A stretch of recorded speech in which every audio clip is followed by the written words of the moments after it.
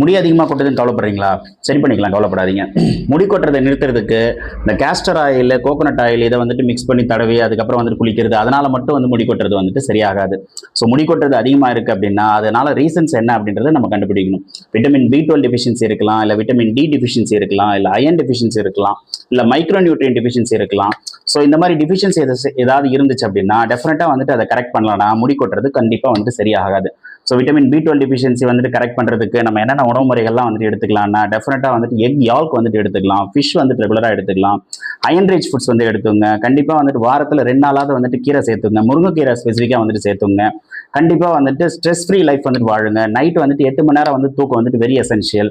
வேற ஏதாவது extra habits ஏதாவது வந்து ஸ்மோக்கிங் ட்ரிங்க்ஸ் இந்த மாதிரி ஏதாவது இருந்துச்சுன்னா டெஃபினட்டாக அதெல்லாம் அவாய்ட் பண்ணுங்க. ப்ரோட்டீன் ரிச் ஃபுட்ஸ் வந்துட்டு எடுத்துங்க.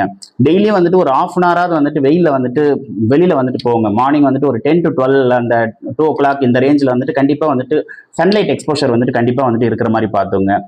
வாரத்தில் 2 தடவை இல்லை 3 தடவை வந்துட்டு கண்டிப்பாக ஹேர் வாஷ் பண்ணுங்க. சல்ஃபர் ஃப்ரீ ஜென்டில் ஷாம்பு வந்துட்டு யூஸ் பண்ணுங்க. டெஃபினட்டாக இந்த மெத்தட்ஸ்லாம் நீங்கள் ஃபாலோ பண்ணீங்கன்னா கண்டிப்பாக வந்துட்டு இந்த ஹேர் ஃபால் கண்ட்ரோல் வந்துட்டு டெஃபினட்டாக வந்துட்டு ஹேர் ஃபால் அதிகமாகாது, அது நல்லாவே வந்து கண்ட்ரோல் ஆகிடும். Take care, make it useful.